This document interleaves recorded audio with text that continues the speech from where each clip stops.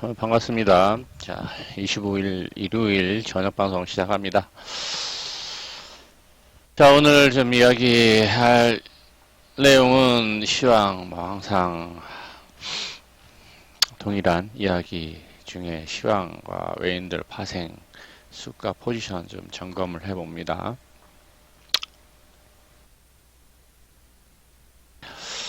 자, 시간이 많이 남았지만 3주 정도 남았는데 한번 좀 체크해 보고요. 계속 더 갈 듯 못 가는 분위기를 만들고 있는데 갈 가능성을 좀 타진을 해 봅니다.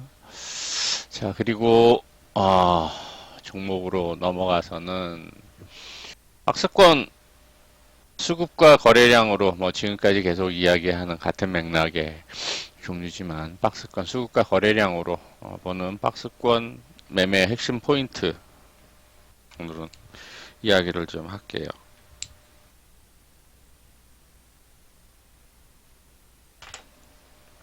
요것만 잘 종목별로 분석을 해서 잡주를 빼놓고 소형주들은 좀 변동성이 큰데 적어도 중형주급 혹은 대형주급에서라도 이런 분석만 잘 해도 좀 스윙 관점으로는 혹은 중소형주에서는 단기 관점 매매 포인트 잡기도 상당히 용이하리라고 봅니다. 그래서 박스권과 돌파 매매 포인트를 좀 생각을 해볼게요. 자, 먼저 좀 시황을 봅니다. 미국은 조금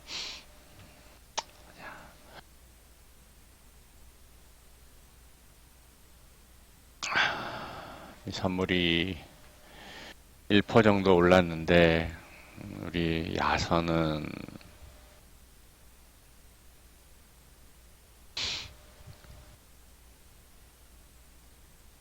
그닥 1.5p 370 지금까지 계속 보아왔던 포지션은 375 위로는 오버슈팅 구간 이야기를 했었는데 잘 가야 380 오버슈팅 된다 그러면 10p 정도 공간이 있는 것으로 볼 수 있는데 누적으로는 375 위로는 계속 좀 저항입니다. 하다 보니까 오버슈팅 되면 380 해서 저를 잡아놓고 있으니 위로 올라가는 게 제한적이죠. 제한적일 수밖에 없습니다. 미국은 SPX 나스닥 다 1% 이상 상승을 했는데도 야선은 1.5p 정도 상승. 자, 외인들 파생 게임에 상당히 많이 놀려 먹히는 그러한 흐름으로 보여집니다. 자, 안타까운 현실이지만 어쩔 수 없는 현실이라고 볼 수밖에 없습니다.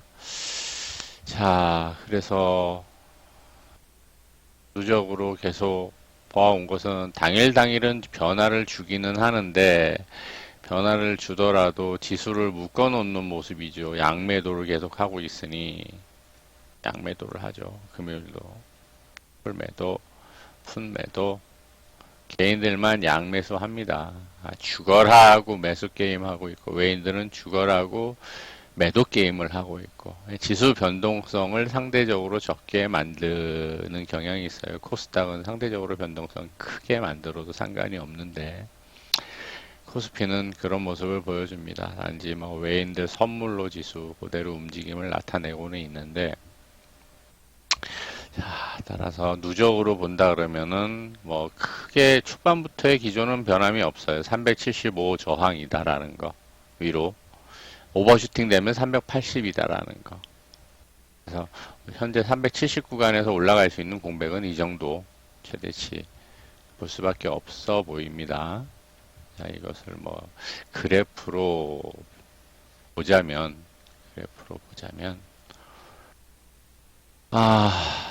금요일 당일 하루로는 370, 380 누적으로 선물 옵션 동시만기라 상방을 취하고는 있어요. 그죠? 정상방. 선물이라고 하는 것은 외인들이 움직이는 도구이다 보니 옵션 구조로 놓고 볼 때는 380 이쪽으로는 리밋을 걸고 있는 모습이에요. 오버슈팅 되면 382로 한번 갔다가 누를 수 있다라는 의미가 됩니다. 근데 단지 선물 옵션 동시만기고 선물까지 포함하면 왜냐면 밑에서부터 계속 외인들은 선물을 매수하는 경향을 보여왔어요. 그래서 정상방을 보여주고 있지만 이게 과연 만기주에 어떻게 변동성 만들면서 수급을 선물 수급 조절하느냐에 따라서 옵션 포지션대로 갈 가능성도 있고 아니면은 옵션은 리밋을 걸어놓고 있지만 선물로는 매수를 하고 있어서 더 끌어올릴 수 있는지는 외인들 선물 수급을 지속적으로 좀 체크를 해볼 필요가 있겠습니다. 그래서 옵션 구조로만 놓고 보면은 오버슈팅 되면 382로 갔다가 누를 수 있는 모습. 근데 선물이 수급이 유지되거나 확대된다 그러면은 더 올라갈 수 있지만 과연 옵션에서 손실을 선물에서 커버하면서 지수를 올려줄지는 지속적으로 외인들 수급 구조를 좀 체크하면서 봐야 되겠습니다. 그래서 박스권 자리죠. 변동성 만들어 놓고 한번 갭으로 변동성 만들어 놓으니까 계속 그 구간에서 박스권 외인들 양매도 하면서 녹여먹기. 그리고 한 번쯤은 양봉을 만들어 올릴 텐데, 우리 지수는 미국장 상승에 갭을 많이 띄우면은 여지없이 음봉 두드려 맞는 구조라다 보니, 갭을 많이 띄우면은 오히려 좀 힘겹습니다. 종목들이 올라가기가. 그래서 여기서 과연 갭을 많이 안 띄우고 양봉으로 올려줄지 아니면 갭을 또 왕창 띄워가지고 또 힘겹게 외인들 매도 게임의 희생양이 될지 이때처럼 또 이 갭 띄워가지고 이렇게 만들지 외인들 마음이죠. 엿장수 마음. 자, 위로는 일단 공간은 있어서 뭐 한 2%대 2770, 80 정도 올라갈 수 있는 뭐 기술적인 공간은 있습니다. 공간에 있어서 매물이 커서 또 이런 박스권 거기 가면 박스권 흐름 만들 수도 있어요. 그래서 이 정도까지 올라올 것이냐 아니면 추가 상승을 할 것이냐 2760, 2770 정도 되면은 보다 선물이 280이 될 거예요. 380이 될 거예요. 다 거기 그 자리 그죠? 80. 그러니까 매칭이 딱 돼요. 코스피 지수와 코스피 200 선물 지수의 외인들 수급 파생 포지션이 딱 매칭이 된다고. 그럼 거기선 여지없이 저항을 받습니다. 올라간다 그러면. 그러니까 미국은 더 올라간다고 하더라도 우리 지수는 외인들 파생 게임으로 인해서 추가적인 상승을 방해를 하거나 그 자리에서는 계속 누르고 외인들 옵션에서 매도 게임으로 계속 수익 챙기는 흐름을 만들어갈 가능성이 높다라고 해석을 해봅니다. 코스닥은 뭐 오히려 밀려버리죠. 그렇죠? 횡보를 하는 게 아니라 외인들은 양 매도하면서 옵션 구조가 그러해요. 지수가 갭으로 급등을 했으니 옵션은 프리미엄이 쭉 올라갔다 내려온단 말이에요. 그러니까 이거를 계속 녹여먹기 하는 거죠. 콜 매도를 하면서. 프리가 빠지니까. 그게 일정 수준 내려와야지. 옵션 구조가 그러해요. 그래야지 코스피 지수는 다시 반등을 하거나 오를 수 있는 여지를, 화랑장세가 아닌 이상은. 수급적인 환경이 만들어지는 거고, 옵션 구조상. 코스피가 저러고 있으니, 코스닥은 계속 프로그램에 의해서 매도 나오면서 비실비실 거리면서 흘러내리는 구조가 되어버리죠. 얄궂습니다. 지랄 맞습니다. 지금 코스닥은 일정 부분 미국이 오르면은 갭 떠가지고 누르고 갭 떠서 누르고 계속 누르는 모습에 미국장 내리고 개파락에서 양봉. 오히려 미국이 약세로 마감되는 게 오히려 밀리다가 개파락에서 양봉 올려주기 훨씬 더 좋은 구조죠. 자, 그래서 양봉으로 마감을 했는데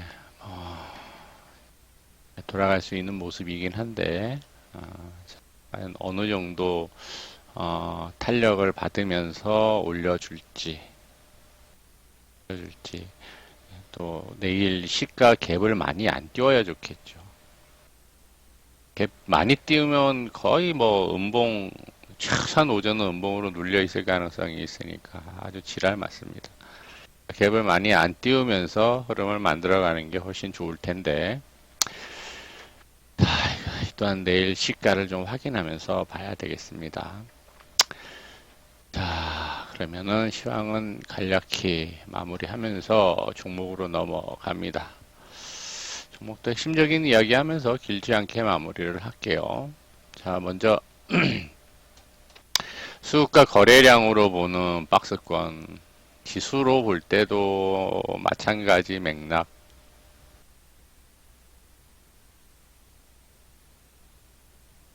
무슨 의미냐? 뭐 이건 코스닥 지수이긴 하지만 코스닥이 양봉을 만들고 올라갔다가 거래 없이 음봉으로 다시 시가 부분까지 내려와서 양봉 올라가다가 다시 올해 저점까지 내려왔죠. 얼마 전에. 그죠? 박스권이라는 이야기죠. 이 구간 안에 갇혀서 계속 움직이는 구조죠.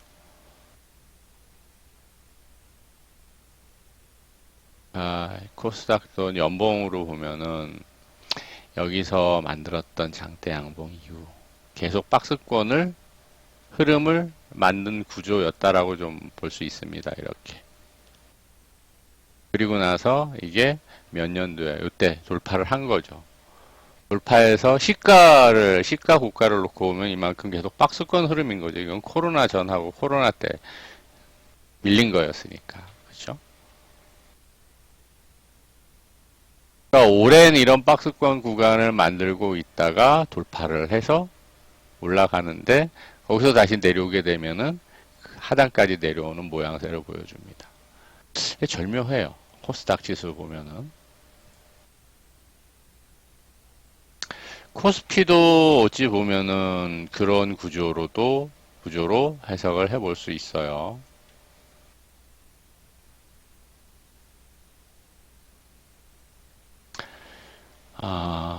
요 구간에서 올려놓고 사실 이거는 IMF였기 때문에 그죠? IMF였기 때문에 그래서 이렇게 오랜 박스권을 거쳐서 IMF 포함한 돌파를 한 거였죠.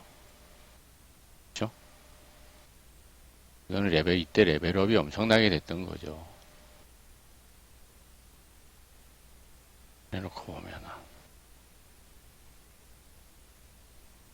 이 긴 시간의 박스권을 돌파를 한 게 07년도 3, 4, 5, 6, 7이었죠. 그죠?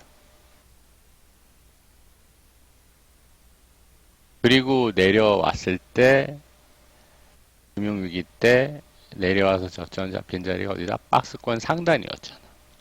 이 박스권. 이거를 좀 이해를 잘 할 필요가 있어요. 종목에서도 비슷합니다. 상대적인 변동성은 크지만 종목에서도 비슷하게 나타나는 경향이 있습니다. 비슷하게 나타나요. 수급적인 논리로. 그리고 이 박스권을 또 오랫동안 가다가 횡보를 했죠. 상단 부분에서. 돌파를 한 거죠.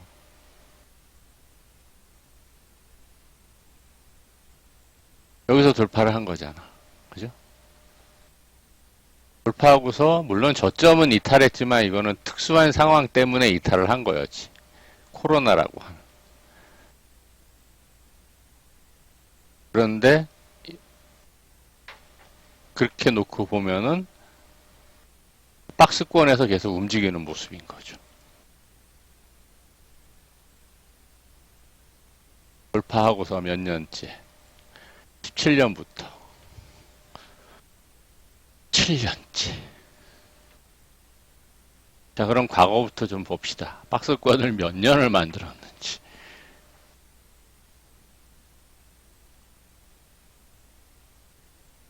이후로 08년도, 09년도 저점 찍고 올라온 거니까. 그죠?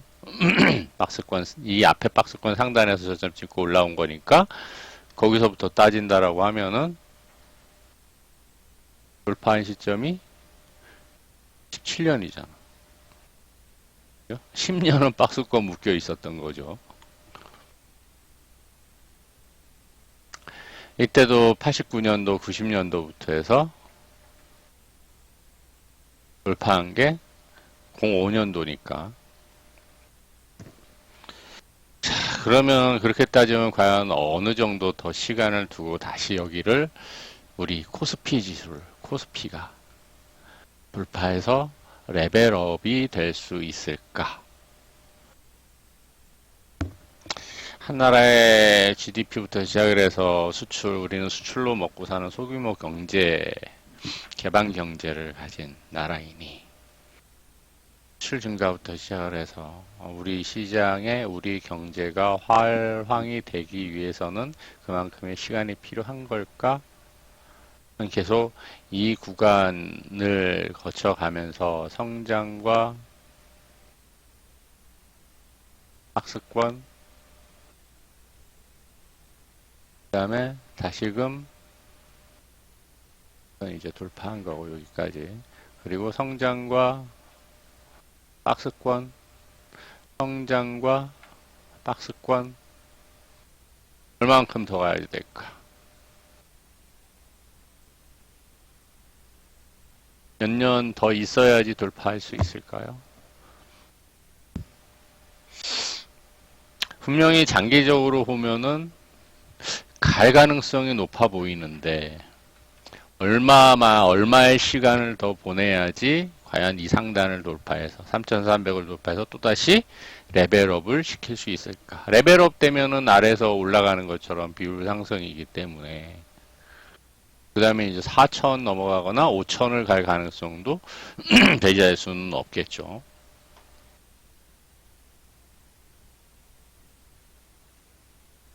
네. 박스권에서 여기서 올라간 게 2,000이었잖아요. 2,000에서 3,300 간 거잖아. 그죠? 2,000에서 3,300 간 거면은 2,000에서 50% 이상 오른 거잖아요. 그럼 3,000에서 50% 이상 오른다. 3,300에서 50% 이상 오른다 그러면 1,600, 1,700포인트. 1,700이면 5,000이잖아. 5,000포인트는 레벨업을 시킬 가능성도 생각을 해봐야 되는 거겠죠. 여기서는 이제 1,000포인트에서 이때 당시 2,000포인트 넘어갔었잖아. 100% 올랐던 거지만. 과연 앞으로도 그럴지 아니면은 그냥 50% 기준 잡으면은 3,300 다시 넘어가면은 50% 올라간다 그러면은 5,000포인트를 볼 수 있는 거죠. 예. 네, 뭐 글로벌 경기와 함께 우리 시장에, 우리 경제의 화랑이 얼마나 경기가 좋아지느냐에 따라서 다를 수 있겠지만은 기본 이전 상승폭을 기준으로 본다 그러면 50% 상승이다 그러면 고점 돌파에서부터 50%면 5,000이라는 이야기죠. 그럼 그 정도 가면 레벨업. 그리고 그 이후에 대한민국 경제의 화랑 정도에 따라서 추가 상승할 것이냐 아니면은 덜 갈 것이냐 등등을 생각을 해볼 수 있을 건데 과연 얼마의 시간이 더 지나야지 박스권을 돌파를 할 것이냐. 뭐 우리 경제만 가지고 되는 건 아니고 왜 우리는 수출로 먹고 사는 나라이다 보니 글로벌 경제가 같이 맞물려야지 되리라고 생각을 합니다. 자, 시황은 크게 코스피 지수로 봤을 때의 그런 흐름인 거죠. 그러면 종목으로 종목은 좀 다를 수 있겠죠. 패턴은 유사할 수 있는데 종목마다는 천차만별이니까 종목마다는 워낙 이제 글로벌 경제나 우리 지수의 변수보다는 다양한 변수가 작용을 하니까 그러면서 최근에 이제 매매했던 종목부터 좀 볼게요. 지난번에 뭐 국제에도 이야기했고 얘기했지만 최근에 매매한 건 한선엔진이에요. 한선엔진. 자, 아래서부터 올라오면은 잘 눈여겨봅니다. 아래서부터 저점 찍고, 물론 신규주라 한참을 이렇게 흘러내리다가 다 털고 손절하고 나면 그때부터 올라오기 시작을 해요. 몸집이 가벼워지니까. 밑에서부터 올라오게 되면은 이게 올라와서 일정 수준 돌파를 해서 올라가는 자리가 거의 뭐 비슷한 크기로 올라오는 거죠. 밑에서부터. 그리고 계속 박스권은 시간을 보냅니다. 1개월, 2개월, 3개월, 4개월 정도 하락을 했었으니 1, 2, 3, 4개월 박스권을 보내고 있어요. 한번 돌파를 한번 할 때가 됐단 말이에요. 지난번에 고점에서 매도하고 내일 다시 음봉 공략하려고 했더니만 시간에 많이 올라서 내일 뛰어가지고 올라갈지 다시 누를지는 좀 봐야지 될 건데 이 정도면 한 번쯤 거래량에 따라서는 돌파를 시도할 가능성도 있겠죠.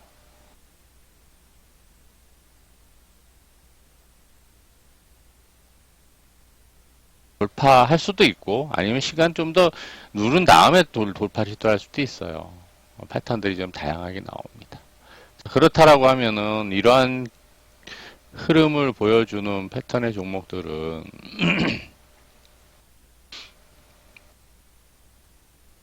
소형주지만 테마도 대왕거래 쪽 그쵸? 수급도 괜찮았어. 거래량 터진 자리들이 요 구간 안에서 거래가 터졌단 말이야. 계속. 그 얘기는 뭐야? 세력들이 요 구간 안에 가격이 형성돼 있다는 이야기죠. 또 다른 의미로는 시간을 두고 돌파를 시켜서 올려놓아야지 이 구간에 평단이 있었던 세력들이 수익을 낼 수 있다는 의미죠.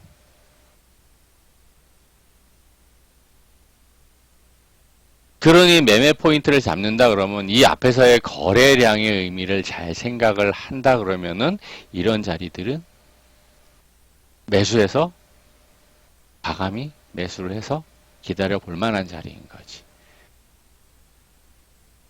21선 아래로 내려오면 그리고 수급 저점 자리들을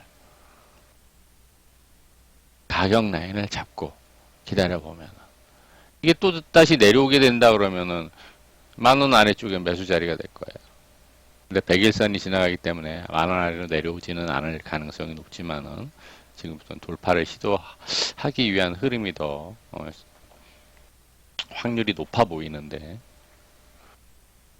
과거로 돌아가서 본다 그러면 이러한 종목들은 내려온다 그러면은 매수 포인트를 매수 자리를 분할로 매수해야 되는 자리가 된다는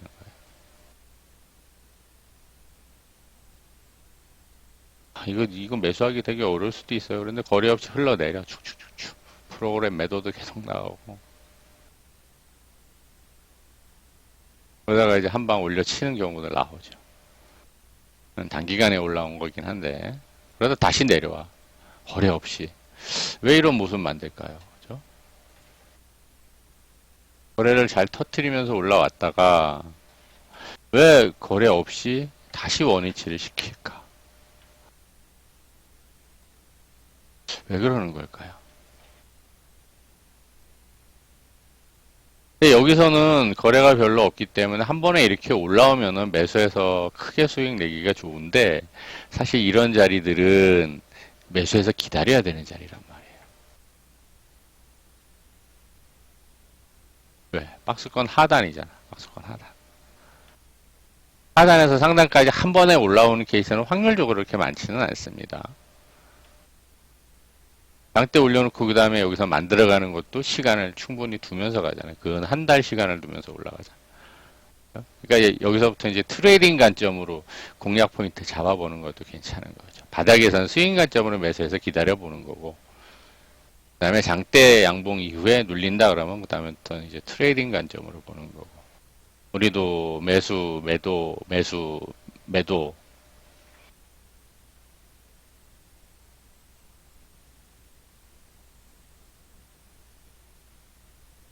여기서부터였어. 여기서부터였나? 매수, 매도, 매수, 매도.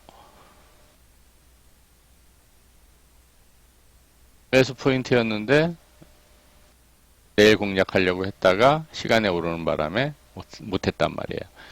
이제 돌파를 할 것이냐 아니면 다시 눌릴 것이냐를 내일 좀 봐야지 됩니다. 일단 같은 맥락에서 좀 볼 수 있을 거고요. 그리고 또 예를 들어서 샘플로 좀 봅니다. 잘 움직여서 올라갔었던 종목들. 그다음에 뭐 대형주 쪽도 좀 봅니다. 대형주 같은 케이스도 보면은 LS에코, LS에코도 있고 마린솔로도 있죠. 자, 뭐 어떤 것이든 마린솔로를 좀 볼까요? 마린솔로 일단. 자, 얘도 보면은 좀 시간을 오래 두고 있었습니다. 그렇죠? 거래빵 올려놓고 거래 터트리면서 쭉 치고 올라갔다가 그 다음에 꽤 오랜 시간이죠. 1, 2, 3, 4, 5, 6, 7, 8, 9 근 10개월 박스권 흐름에서 조용조용히 흘러갔으니까. 근데 이 정도 시간 흐르고 밑으로 저쪽 수급 바닥까지 내려오면은 박스권 하단에서는 분할로 매수해서 기다려 볼 만한 자리인 거지.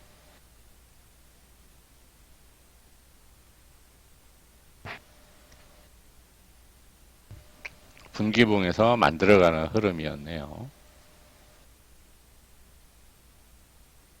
그래서 뭐 이제 중형 주격으로 흐름 만들어가는 에코, LS 에코는 조금 더 뭐 마찬가지 얘도 구간이었는데 얘는 좀 짧은 구간에서 여기 흐름을 만들었던 거였죠. 또 같은 맥락에서 좀 볼 수 있어요. 거래량과 함께 이 구간. 그래서 상승 흐름 만들기 전은 항상 왜그 고전적인 급등주나 세력주들 공부할 때 그런 얘기 하잖아요. 항상 급등 이전에는 뭐를 한다? 웅덩이를 판다고 표현을 하잖아요. 그죠? 들어보셨죠? 공부하신 분들은 들어보셨을 거예요. 웅덩이 만들어 놓고 콕 털고 올린다 그래서 그런 구간이잖아. 절묘하게.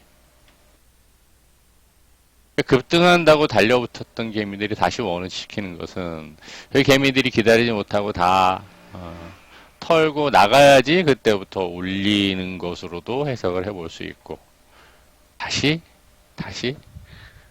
사건 현장으로 회귀를 해서 그 자리에서 확인하면서 올리는 것인지 예를 들자면 범죄자들은 항상 사건 현장에 다시 나타난다고 하죠. 드라마에서 보면은 세력들이 사건을 일으켜 놓고 다시 원위치켰다가 올린단 말이에요. 어떤 이유인지 잘 고민을 해보시기 바랍니다. 자, 그리고 또 예를 좀 들어봅니다. 최근에 좀 이슈화되고 있는 랭라자.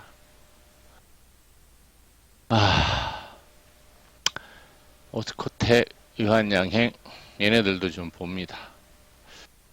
또 보면은 오스코텍이 조금 더 잘 올라갔었는데 얘네들도 보면 요 구간인 거죠. 요 구간.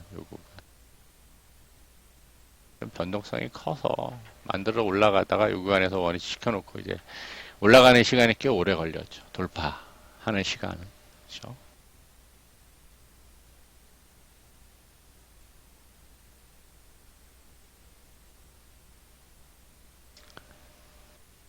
이거 요일날 급등했던 종목들을 좀 봅니다.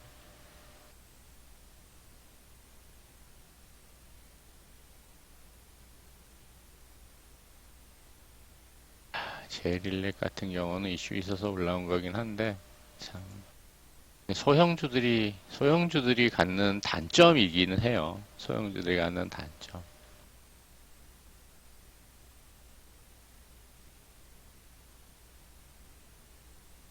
레벨업 시켜서 가려고 하다가 작년 하반기 다시 밀려서 이전 저점까지 이 구간에서 계속 놓은 거죠.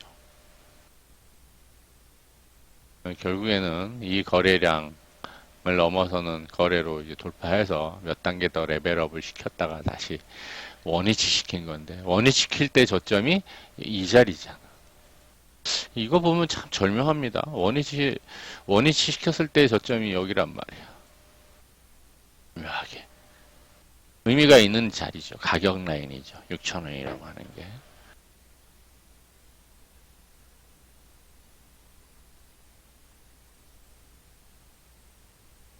올라온 애들 잡을게. 이제 이런 것들은 좀 소형주라 안 보려고 하는데 패스. 일단 이런 패스하고.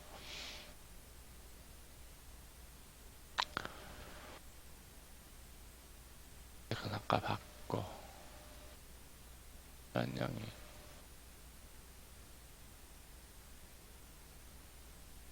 신규주들은 참 어려운 부분이 있어요. 신규주들은.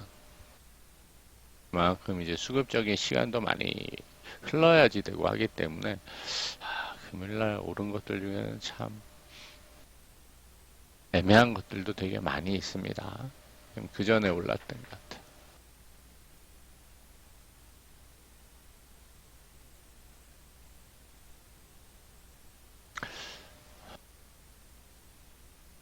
조금 전에 소형주 봤고 중형주 몇 개 보았고 그 다음에 대형주 중에 좀 볼게요.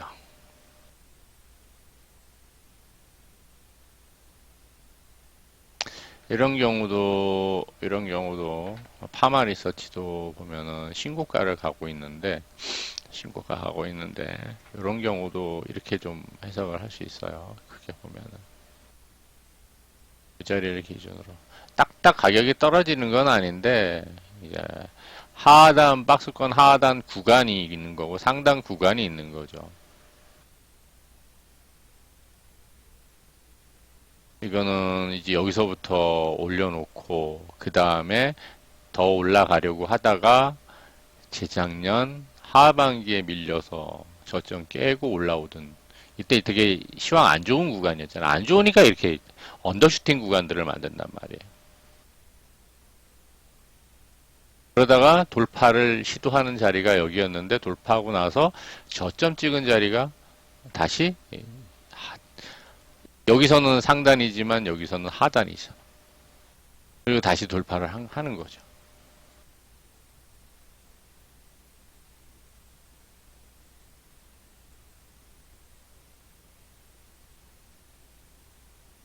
그리고 삼성중공업도 대형주 쪽 보면은 삼성중공업도 제가 수급 관점에서 여기서는 연기금 공략 이야기를 몇 번 했던 것 같아요. 연기금이 만들어 놓은 자리였는데 거래 터뜨리고 다시 저점까지 내려와서 돌파를 해서 올리더라. 그리고 여기서 막 거래 터뜨리고 난리 부르스 피면서 흐름을 만들었으니 이후에 8,000원 아래 7,000원대 내려오면 분할로 매수를 하면 된다. 이 여러 번 이야기했던 거예요. 왜? 수급 하단이 거기였으니까. 그리고는 신고가 간 거잖아요. 그죠? 그래서부터. 돌파해서. 이 박스권 구간만큼 올라간 거란 말이에요. 레벨업이 된 거란 말이에요. 여기서 또 일정 시간을 보내야지 될 수도 있습니다. 계속 올라가면 좋은데 그 과정을 반복하면서 랠리를 하는 걸 수 있겠죠. 과거보다는 20년 전보다는 느리게 완만하게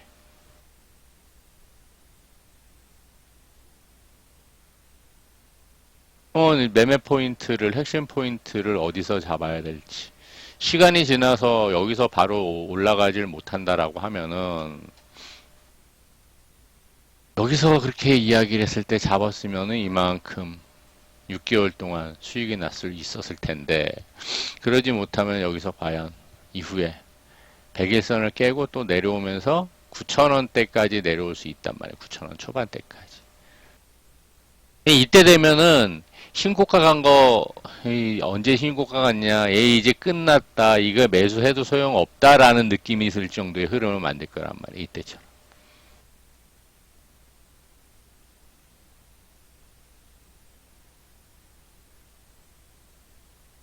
외면당하는 상황이 돼버리겠죠. 그럼 그때부터 또다시 만들어서 올라갈 수도 있겠죠. 그러니까 핵심 포인트들은 그런 자리들을 내가 어떻게 공략을 할 것이냐. 트레이딩 관점으로 공략할 자리는 아니잖아. 좀 더 여유 있게 길게 보고 가야 될 자리들인 거니까. 그럼 어느 가격대 오면은 매수하기 좋은 포인트가 되느냐. 기다려 보는 거지. 대형주들도 그러합니다. 대형주들도.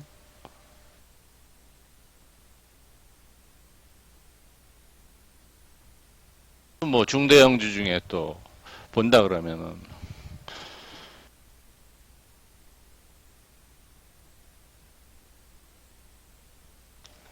중대형주, 소형주를 좀 볼까요? 소형주. 나 이것도 대형주인데 코스닥 대형주들. 이런 경우 파크 시스템 같은 경우도 계속 여기서부터 박스권이에요, 그죠? 근 1년을 넘게 박스권을 만들고 있어. 자, 과연 돌파를 할 것인가? 잘 눈여겨보세요. 시스템.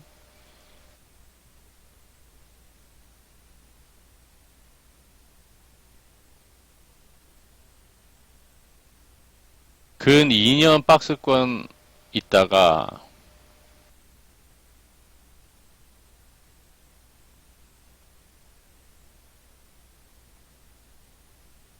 돌파를 했다고요.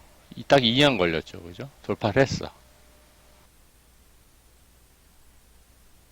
그리고 1년 반이 지났어. 과연 돌파를 할 것인가? 박스권 매수 포인트는 어디냐? 돌파 매수 포인트는 어디가 될 것이냐?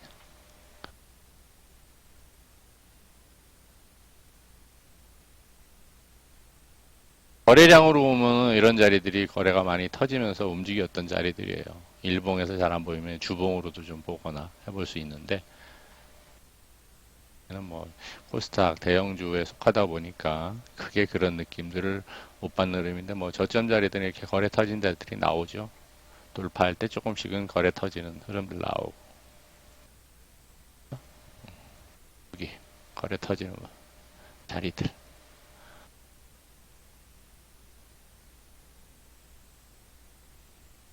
근데 거래 터지는 자리들. 밑에서 나온단 말이지.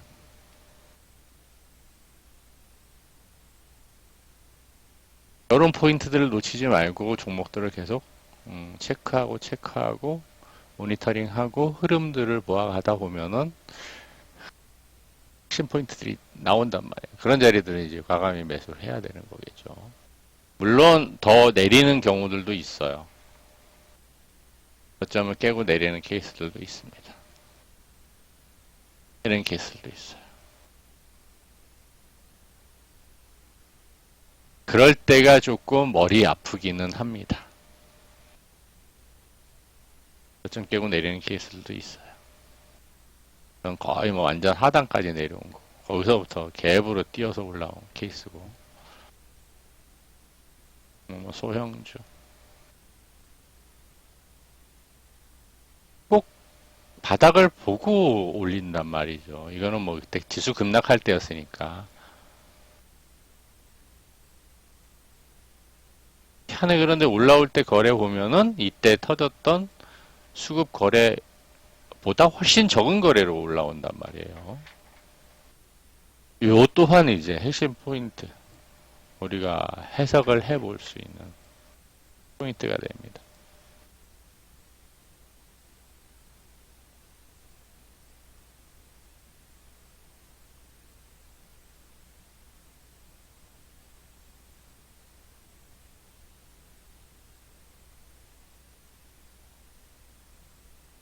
그리고 또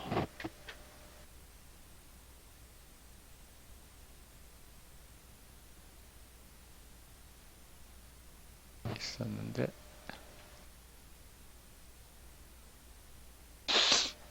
이것도 좀 봅니다. 이거는 뭐 소형주니까 소형주 회사 괜찮은 회사인데 이런 애들도 봅시다 한번. 샘플로 이야기하는 거예요. 샘플로 이렇게 라인 그어놓으면은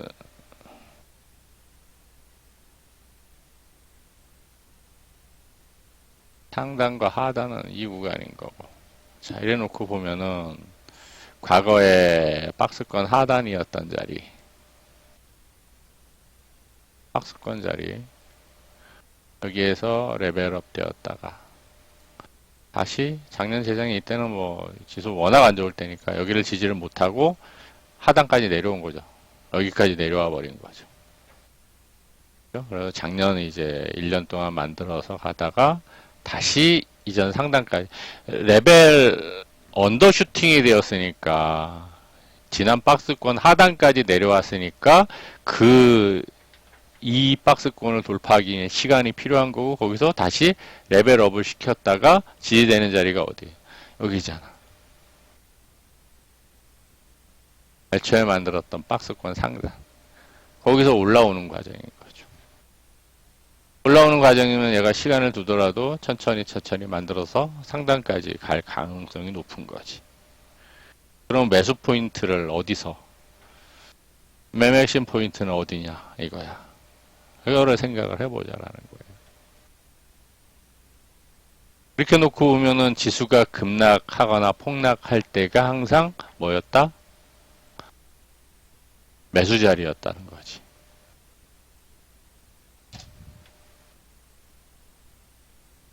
그래서 수급과 거래량으로 대형주들도 보고 중소형주들도 일단 종목들 몇 개를 보았는데 다 지수로도 그렇고요.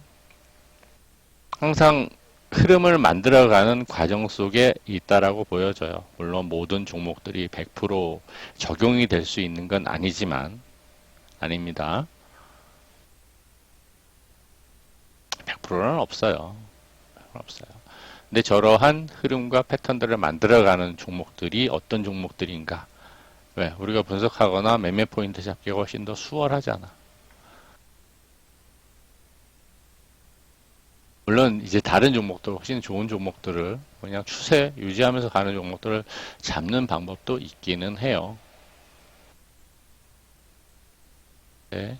그 중에서 이제 수급과 거래량으로 박스권 흐름을 만드는 종목이면은 어디에서 매매 포인트를 잡으면 좋을지에 대한 고민을 해보자라는 의미에서 그렇게 박스권 돌파하는 자리들을 놓고 물론 과거의 패턴이지만 앞으로도 그 흐름을 만들어갈 가능성을 생각을 하면서 종목들을 흐름을 봐갈 필요 있다라는 것으로 오늘 마무리를 하겠습니다. 고생 많으셨고요. 계속 관련된 종목들 그러려면 종목도 계속 돌려보면서 해봐야 되겠죠. 수급이 강했던 종목들, 테마나 이슈가 있었던 종목들.